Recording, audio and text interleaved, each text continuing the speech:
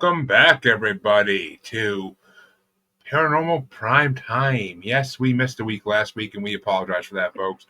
But that's all right. We're back this week, and we got two damn good episodes to talk about this week. So a lot to get through, a lot to dig into. But first things first, how you doing this week, Malachi? Doing pretty good. How are you doing? Yeah, Put my doing pants away. Doing all right. Be doing better if all this damn snow would melt. But other than that, I can't complain. Pretty warm where we're at. Yeah, it's getting there. It's getting there. Was yesterday. Today dropped down to freezing again.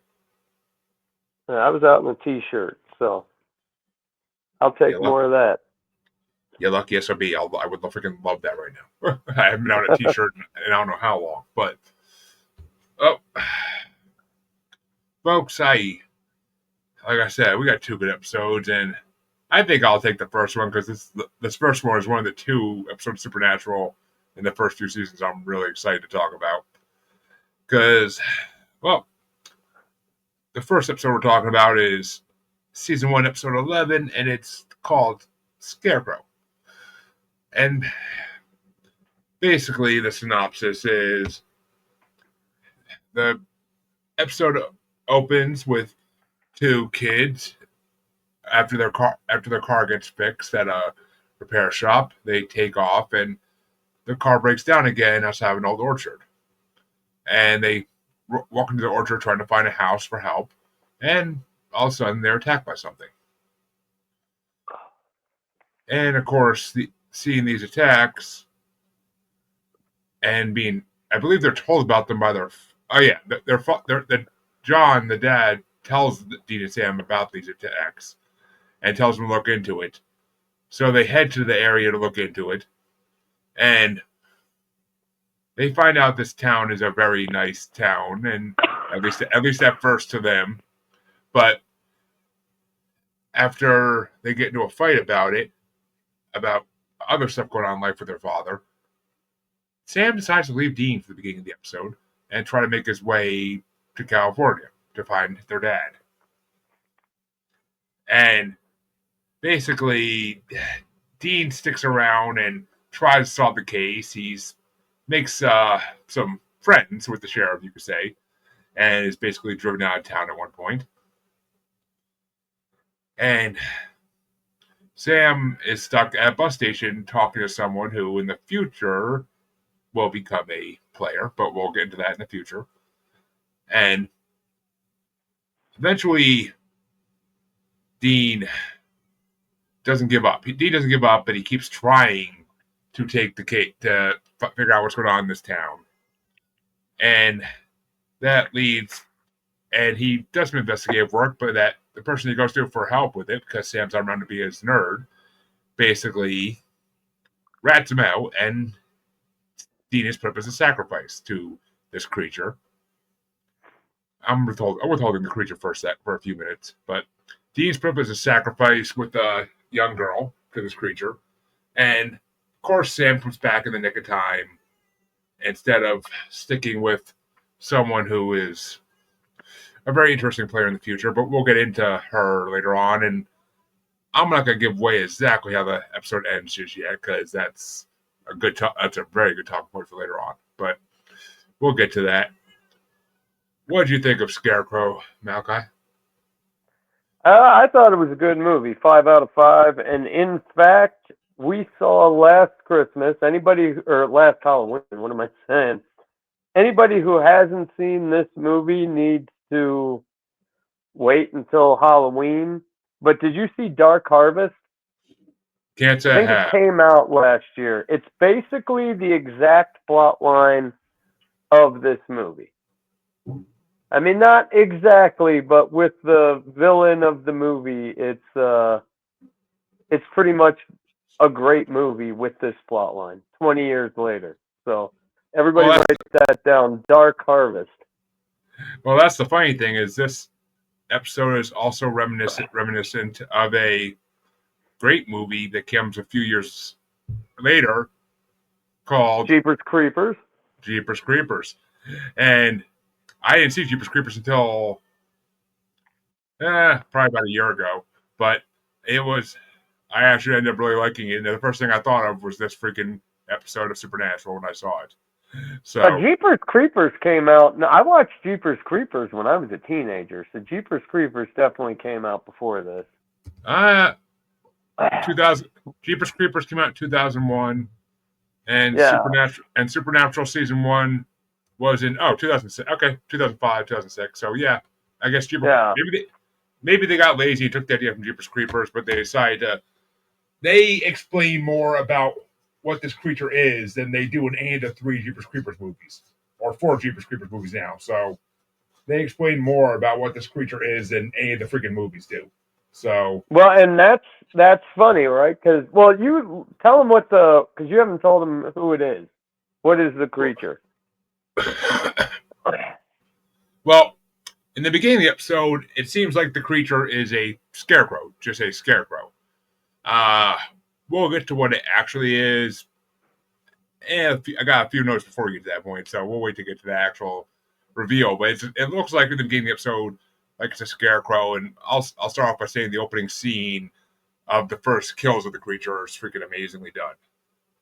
Yeah, it was. I gave this one a 5 out of 5. Like it Oh was. God. Oh, I plan on giving this one a 5 out of 5 since we started the show, as soon as we got to it. I knew we'd get to it eventually, but Well, let's get some firsts here. The only first I noticed was this is the first time Dean orders pie. Yes. So that plays in the future. Oh yeah, I mean, yeah, Dean's love for pie. That's a whole thing in the show, and yeah, it was the first. I think it's the first time you ordered pie. It could have happened already. I just don't realize it because it's not the first time they've been in a restaurant. So I feel I like noticed it right away, and maybe I'm wrong, but I thought it was the first time. maybe I didn't even take notice of it honestly because I'm so used to it that I didn't even think anything of it. But and the fact that this continues, this starts off after the title screen. This starts off with continuing from the last episode where Sam answers the phone and it's John on the phone telling them to stop following him. And Dean grabs and like it's funny because John tells Sam like that's an order, and Sam's basically like fuck you, I don't care. And Dean grabs the phone out of Sam's hand, and once he hears it's an order, he's like yes sir, understood.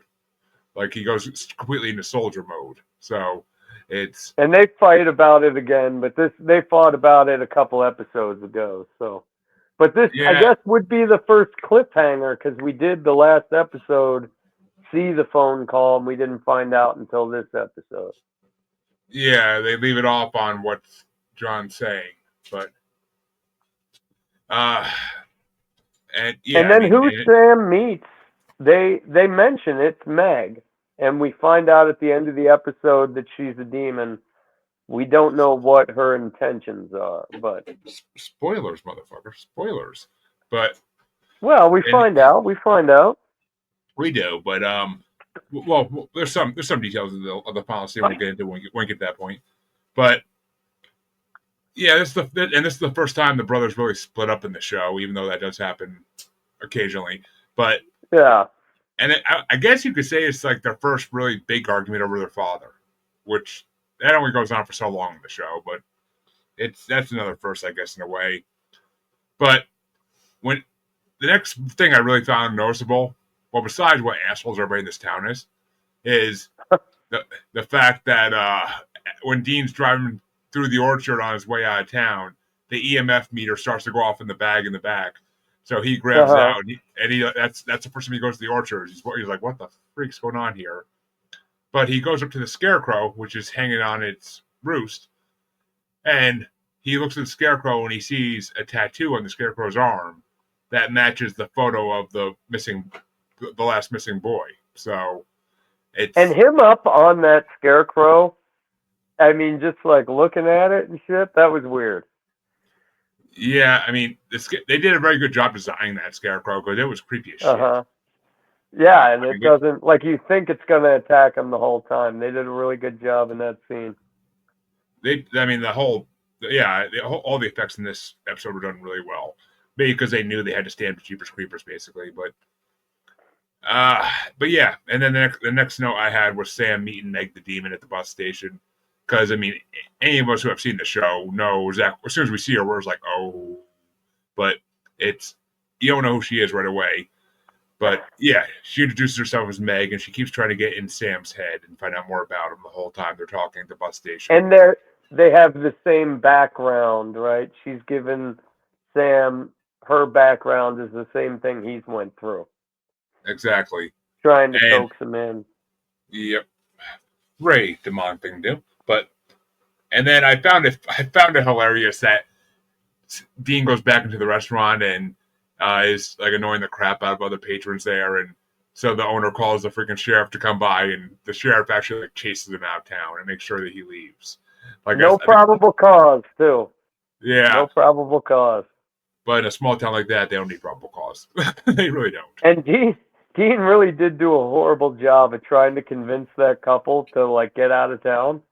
He really comes off as like some sort of fucking creep. Yeah, he comes up as a creep, and it's like, what the hell is he doing? But and then he even says, "I wish my brother was here. He could have sold you on that." Like, it's just not a good look. It's not. He hasn't gotten that smooth yet with these type of things, which you'd think he would be since he's been doing this forever. But well, that was what I thought is like in that time period when we get to the ending and they're fighting the thing. Like if Dean showed up, I would think he had a part of what was going on. Like I would run away from Dean. I thought was. And it's funny because the townspeople have no idea what he is or what he does, but they just immediately don't like him. They immediately just don't like him. Like you can even tell the first time he's there that they just want him and Sam to leave the first time they show up at the town. But yeah, then after they show more of Sam talking to Meg at the bus station, getting all emotional and whatnot, Dean goes back into town and meets with a professor of, I believe it's mythology, and he finds out that the Scarecrow, the monster, is a veneer of Norse mythology. And basically a servant of the forest gods in Norse mythology. And well, no, the veneer it's actually a real thing, and it's a group of gods associated with fertility, wisdom, and prosperity. And they're similar to the gods, the Aesirs. So the veneers and the Aesirs battle each other. Yeah, the Aesir are like Odin and Thor and that family, basically. Well, they're all a lower set of gods, and they all have like the same name as like Freya and Frigg. They just put an ER at the end of like all the names. No way I could have pronounced them, so I did not write them down. But yeah, they basically in war with the Aesir, and they show up with the first tree, right? That's what they end up looking for. With the the first tree, I think is what they actually call it, and the town was Swedish, wasn't it? Wasn't the town all Swedish people, or there was some sort of Scandinavian Viking ancestry? But they were like they were like an offshoot of Norse mythology believers. They're not like the straight line, but they worship this god. That was their god, was the Scarecrow from the veneer. And I mean, I will say it's pretty fucked up. The old couple that owns the diner gas station has this.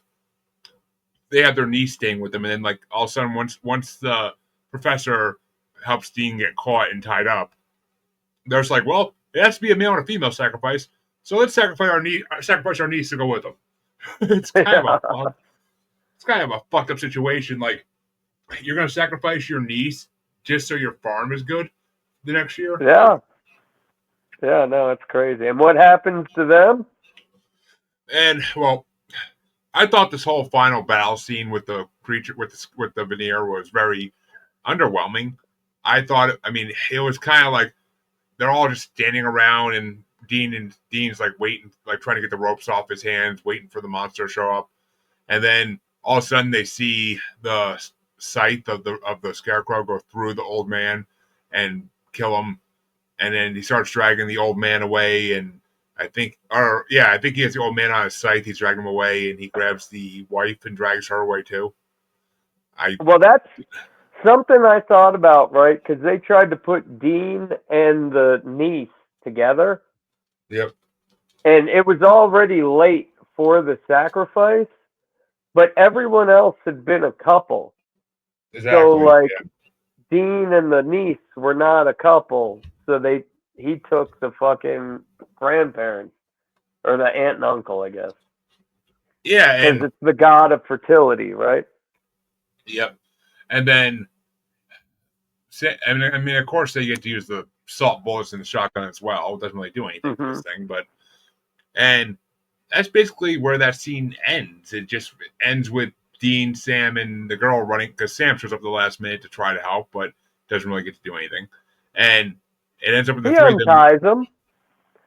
Oh, they wouldn't have made it if, like, and that pissed me off. Is like, how the hell did Sam, like, they weren't screaming, they weren't like, Sam just rolls through this apple orchard. His car's not parked out there. Well, Dean was that was a little unbelievable. Dean talked to him at least 1 point or 2 points in between all this, and told him, like, it's this thing in the orchard, it's this, blah blah blah. And he even said, like, he's like, I'm going to see Professor. He's like, I'm going to see Professor of this since I don't have my nerd with me to do my research. And so I think Sam was able to figure out what was going on his own. And in the next morning, they burn the first tree to get rid of the spirit in the scarecrow, which I almost thought for a second they were leaving this episode like without actually like hunting the monster. But apparently they could do it the next morning and do it in peace without being the monster trying to kill them at the same time. So yeah, which was and that tree growing, catching fire like that. I mean, that was a green, living tree. They poured gasoline on that. They poured gasoline. They poured gasoline on it. Yeah, that'd be fine. Have you seen all these fires all over the place, dude? The green living trees are fine. You can have a fucking furnace around those trees. It ain't gonna catch fire. Maybe, I think that monster's still out there, or that god.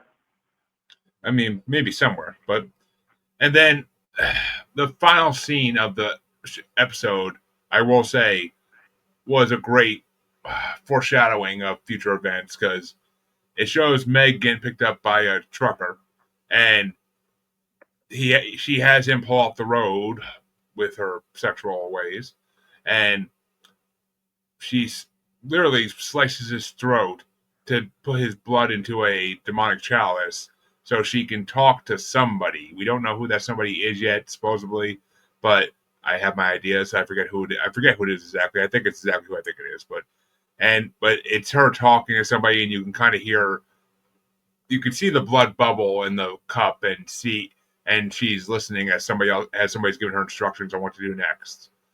And she basically is arguing back and forth with him for the end of the episode. So Meg will return, I'm pretty sure, folks, in a couple episodes, if I'm not mistaken. But yeah, she's a player. The first big storyline that goes throughout for a couple seasons is kind of starting. So we're starting to get into the meat and bones of Supernatural and not just the Monster of the Week episodes. Yeah. Okay. Oh, perfect timing. But yeah, I would say. No, I'm sorry. You go. But yeah, same as you. I would say this episode was 100% a 5 out of 5 for me. And I mean, like I said, I would encourage everybody to wait until Halloween next year. I saw what I said was Dark Harvest. Yeah, it's basically the plot of this movie, and it was really good. It was a great Halloween watch. Let me just double check, make sure that's true. But I think it was either Netflix or Hulu, so I'm sure it'll be out there. Yeah, Dark Harvest. I'm sure it'll be, if anything else, I'm sure it'll be on Tubi by then. But all the horror movies go to Tubi eventually if they're not like A-class horror. But it was a pretty good quality horror movie. I'll say. Well, I mean, okay, good quality doesn't mean shit. A-class horror literally means that one of the big networks, one of the big companies is distributing it and making it. Like it has to be like a freaking to be A-class horror. It's got to be like a Nightmare or Halloween or Conjuring or like a name brand movie that everybody knows the name of. Like those are the ones you can't find on like the free services usually. But well, we can go into season 1, episode 12, and I think if you remember it, I'll let you give the synopsis on that one. Well, first I would like to say I spent Shit! the entire month of February sober. Yesterday was my first beer. I've been sick, so I did not get any bit of a head buzz when I slammed my first 2 beers. Kind of disappointing. But yeah, let's get into this. So we got season 1, episode 12 is called Faith. And this, as you can probably tell, is about a faith healer. I was going to look into that, but I did my notes last week, and I took my son to one of the fast food places where he can play and the thing, and I just didn't have time to look into faith healers, and then I put it off all week. Well, but there was an episode of Global Strangers where we talked about faith healers. So if they want, if they want to hear us get into it, they can go back and listen to that on. It should be on the Paranormal Normal YouTube somewhere, I believe. But I wanted to get something. I'm going to start doing that with every episode we go over. Is have something like the Vanier, yeah. whatever. Just a little bit of, because there's like a good faith healer story out there. Like there's one that's good. Oh, there's a bunch of them. There's a bunch of good faith healer stories out there. There really is. But I've interviewed a few healers. They don't call themselves faith healers anymore, but they're healers. My family actually comes, like my dad's side of the family that came, the immigrant side of his family, they were snake Baptists in Tennessee. So they'd milk the fucking rattlesnakes and let them bite it. One of them is a preacher. Dad doesn't talk a hell of a lot about it.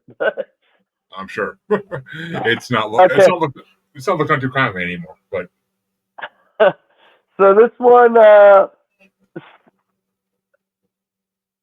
starts off with it starts off pretty strong, and Sam and Dean are hunting something, and if I remember correctly, I'm skimming through the notes. It looked like a fucking like a bad werewolf, a bad make-up werewolf. Is that what it was? I don't. It might have been. If it was, they really didn't lead into it being that. But yeah, they didn't say, but it looked like a werewolf that was designed from like the Thriller music video, and then Sam or Dean basically shoots the werewolf with a taser. It was a raw head. It was called a raw head. I don't even know what that is. Let me get a pen. A raw head. A raw head. RAWHEAD. Oh, that's right. They're hairy, ragged-looking humanoids with leathery skin and sharp teeth. Their hands and feet are clawed. They lurk in basements and prey upon children. And they were in a basement. So this raw head, apparently the only way to kill this thing is with a taser. Dean ends up shooting the thing with the taser. There's a scuffle. They're back and forth. The second taser attempt. Dean manages to hit this thing, but he's in a puddle, and him and the monster both get electrocuted, and Dean's heart is no more, which I was kind of thinking, like, right from the beginning, stop being a bitch, Dean. Me and my friends used to tase each other all the time for fun. Wait till you get it in the testicles, huh? Then we can bitch. Which, ironically though, because I was just looking what creature, see what creature this was on the Supernatural wiki, and this is the only time they actually fight a raw head on the show. Yeah, I've never even heard of that. And would we do 2 years of our paranormal podcast? It's not based on a real paranormal creature or legend. It's just. Oh, really? It's just a monster. It's just a monster that basically is it's a supernatural version of a pedophile, basically. So, well, that might be a first, right? Have they made up other monsters before? No, not yet. At least, I mean, eventually, I think they do, but not yet. There is Yeah, because there is like even Leviathans and all the biblical shit they get into is pretty on well, point. Like, that's why they don't, because they get into actual storylines that are based on real things or real literature, so so they can use real creatures from those. for everybody watching, this might have been the one and only time Supernatural made up a monster. Which they do But then, they do name drop raw heads in another episode about 11 seasons down the road, but it's not, and they don't actually fight one. They just name drop it. is this kind of like you having to call pedophiles PDF files on TikTok? I Like, don't I don't know. I didn't know that was a thing even. So yeah, you can't say you'll get your video will get banned if you say really, not Jesus. PDF file. Yeah. Uh, Um. So yeah, Dean ends up shocking himself. He's in the hospital. They think he's gonna die. He's very weak. They take him to the. Well, Dean ends up breaking out of the hospital while Sam's researching. Ends up in the hotel room with Sam, and Sam has found problem solver for their little issue here and takes Dean to a faith healer. Big tent on the side of the freeway, faith healer. And Dean's pissed, right? We got this dude outside who's protesting it and saying he's fake and all this bullshit. So Dean actually gets called, which is kind of weird later on in the episode because I know that that girl doesn't get called for a long time, but like they're not doing mass faith healings at this place. They're doing like maybe once a week of yeah. one random person. And when Dean gets healed, he sees this really old dude in a suit. We'll find out he even thinks it's a reaper. They become bigger later on in the series. And Sam just says, shut up, you're healed, whatever." And then they find out that somebody died of a heart attack the exact same time that Dean was saved. So Sam's still trying to blow it off, but Dean's like, that's too much of a coincidence. They look into it, and every time this dude's healed somebody, somebody died of what the sickness was.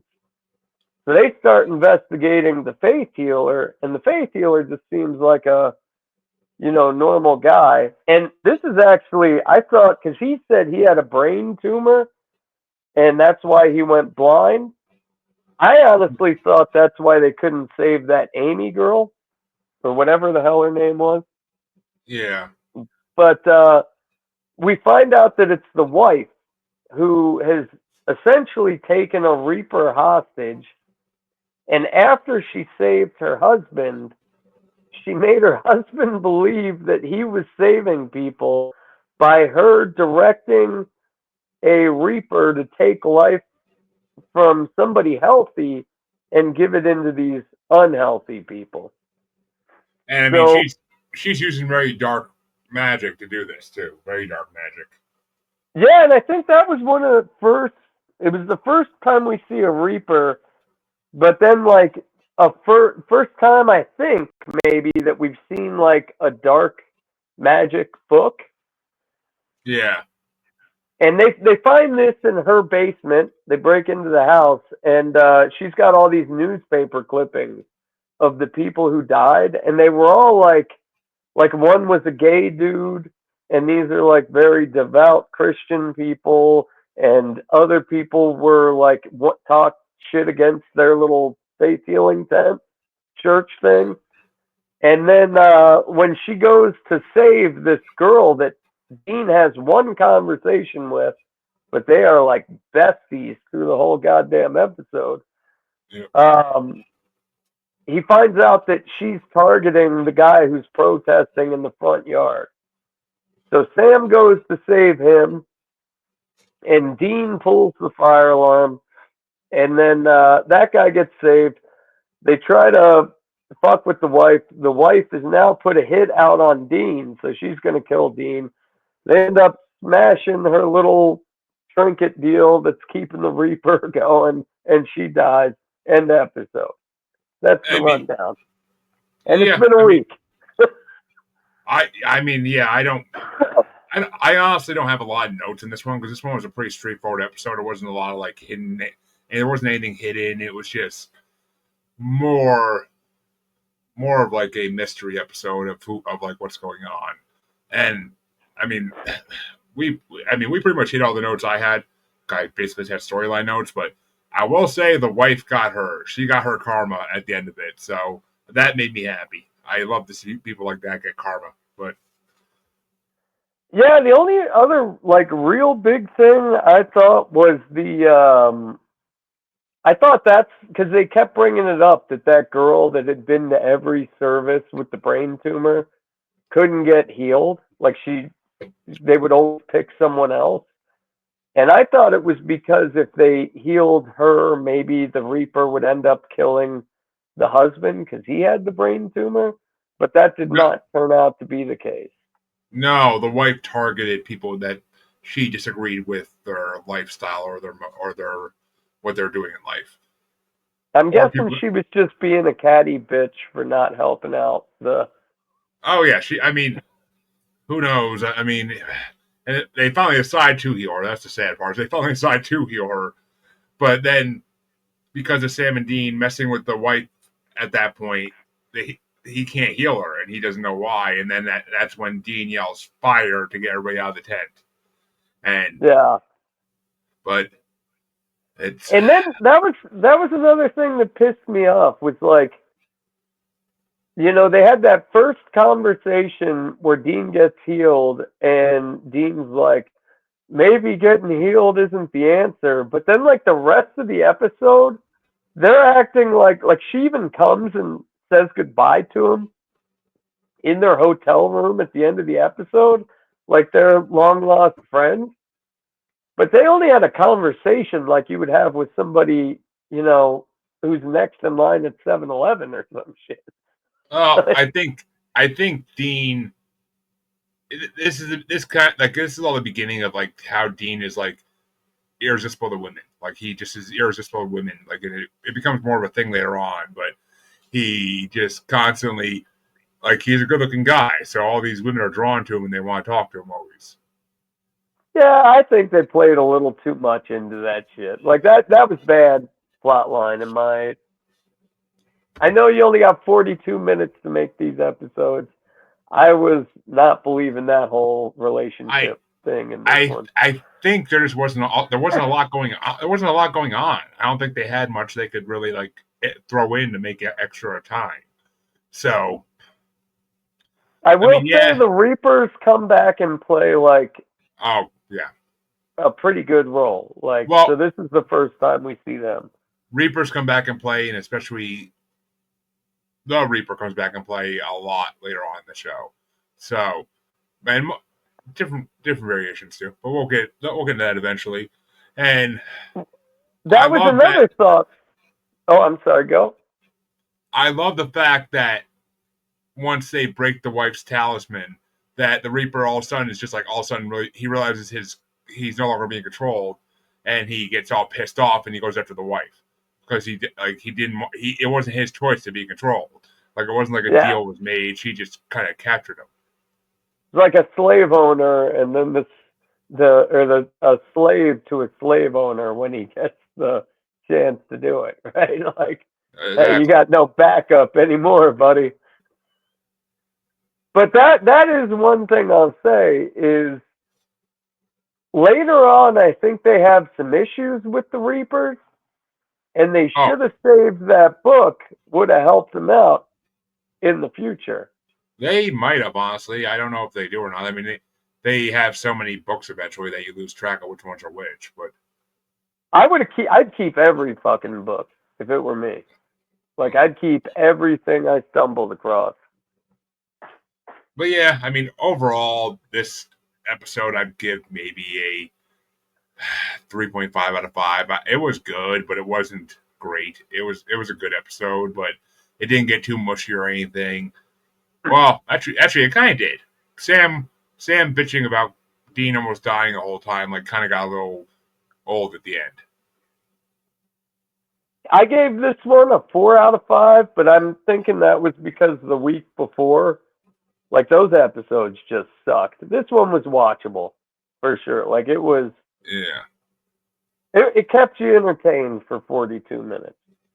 it did because and the first appearance of a Reaper is kind of like a big thing, and it's a, it's one of those legendary creatures that everybody knows about, and the fact that it's not wearing I think they make a comment about like how it's not wearing like a hood and carrying a scythe, that it's actually like a man in a suit. Mm-hmm. I think they actually like kind of made a joke about that, but and I will say we should point out the fact that you cannot see the Reaper unless it's coming after you. Yeah, because Sam even brought that up. He's like, I'm the one with psychic abilities. Why can't I see it? You're just seeing shit.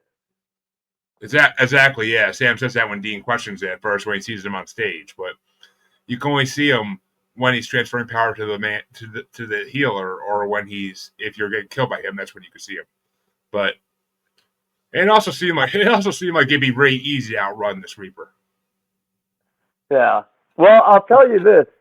I would rather see my Reaper when my time comes from the later episodes, because the Reaper in this episode looked more like a werewolf from Buffy the Vampire Slayer in the 90s. I mean, kind of. Yeah, I mean, it looked at first like I didn't even remember that it was a Reaper at first. I thought it was just like a spirit, or I didn't really even understand what it was at first because it's been so long since I saw this episode. But as soon as they said it, I was like, oh yeah. I'm like, but this was also first season, so they didn't know this show was going to make it as long as it did, and they didn't know that they were going to be bringing up certain things again. So it is what Yeah. it is. But yeah, it's a 3.5 out of 5 for me. It was okay. It wasn't great. It was I'd definitely probably go watchable. down with 3.5. Out of all the episodes, I probably would go. But like I said, watched it last week. I was going off of what went on the week before, and those episodes. Mm-hmm. Yeah, they did. But So, yeah, but when are we hitting season 2? We're only on 12. These go for like 28, right? no, the first season goes to 22. The seasons are Okay. typically first season are typically 22, and uh, yeah, I don't honestly remember the next two episodes too well, so I'm not sure what we're going to have to talk about next week. But I don't know. They could be better than I remember. It's been a long time since I watched the first season of Supernatural, so Yeah. it's we'll see.